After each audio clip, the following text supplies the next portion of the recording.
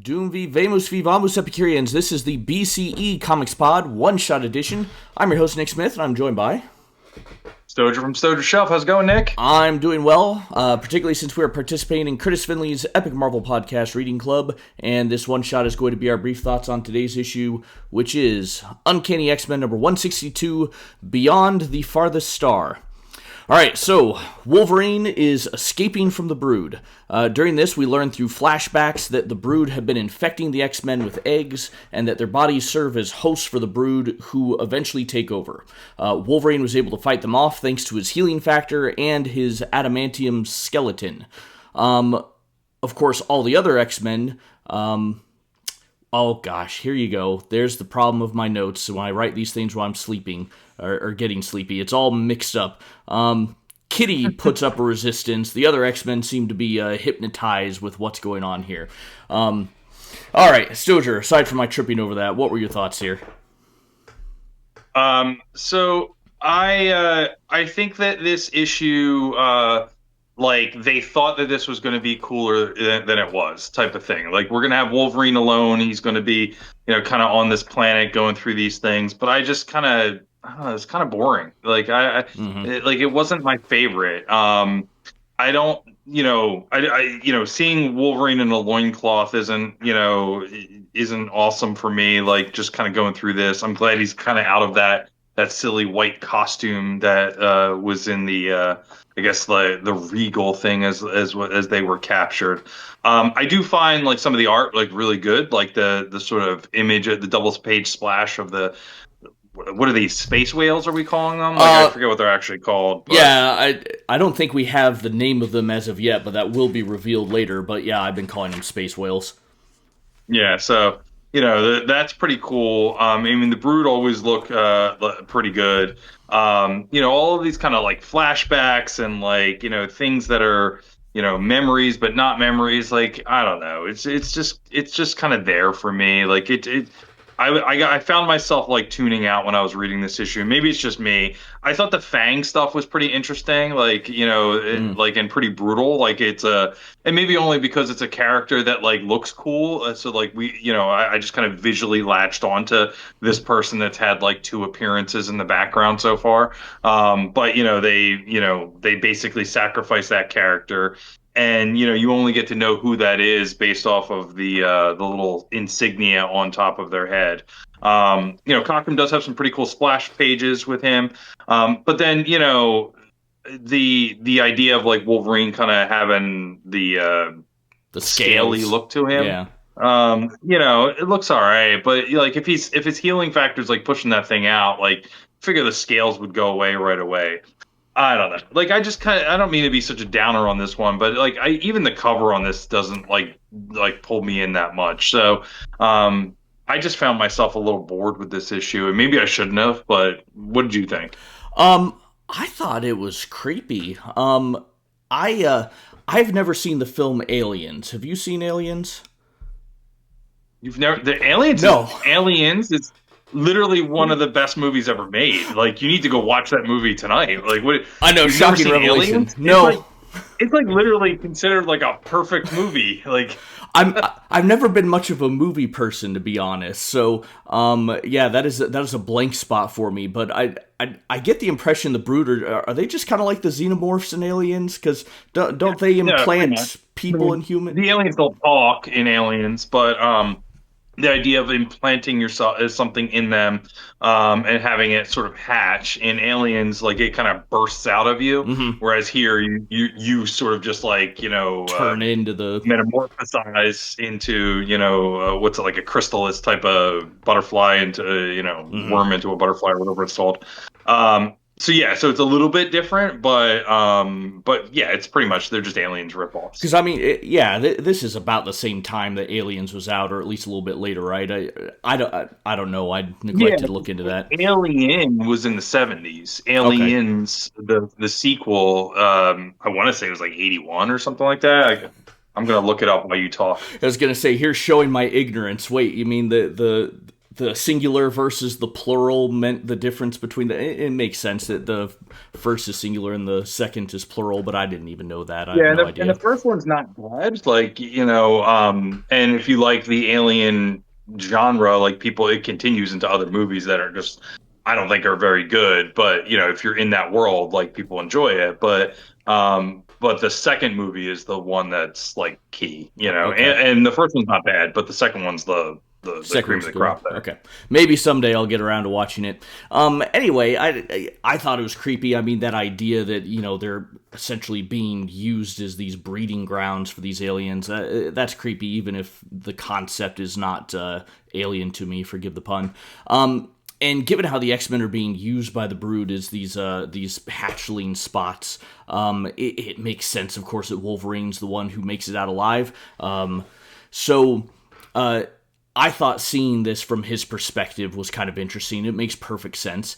And I think, and correct me if I'm wrong, Stojr, let me go back to the comic viewer. But I think on page 204, I think we get the first instance of Wolverine's catchphrase, right? Let's see.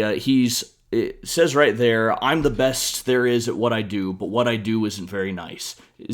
Have we seen that before? I think that's the first time. I think you might be right. I'm not 100% on that, but I don't remember that. And I was slightly off of the movies. Alien was 79, so it was definitely out. And Mm-hmm. there's not much of a big difference of like this is still an Alien ripoff.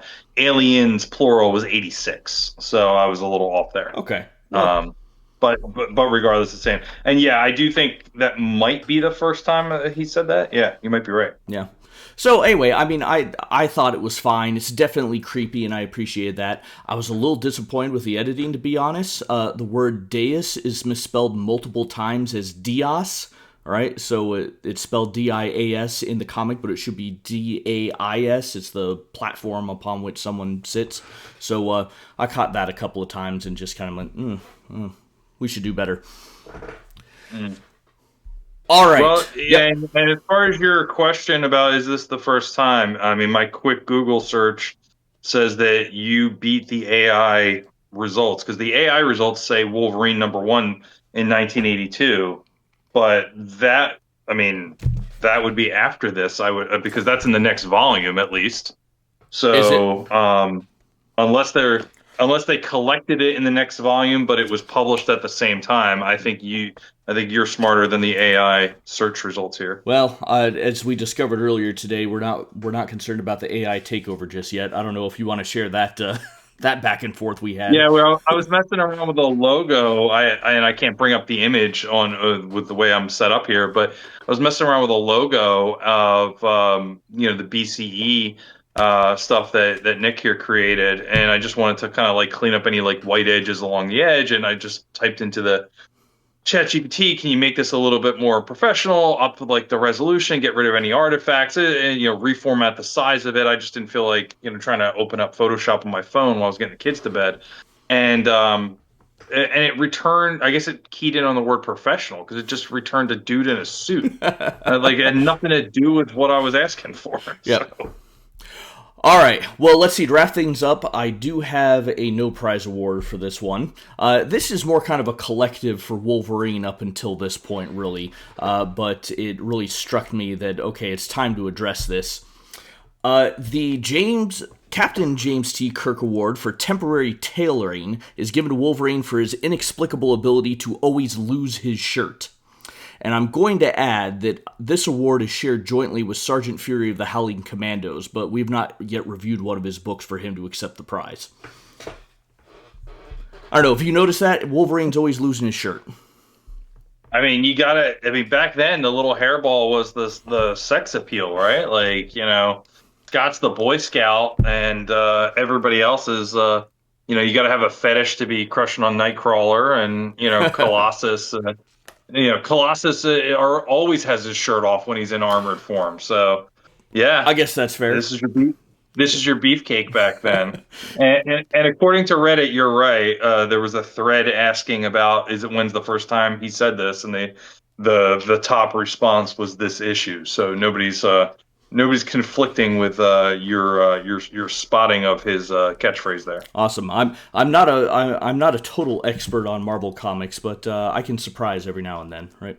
Hey, we'll get there. Yeah, well, that's the whole point behind this, right? Is to read and to get more accustomed, and we probably need to do a little more looking into context of things at times. Sometimes I remember to do that, sometimes I don't.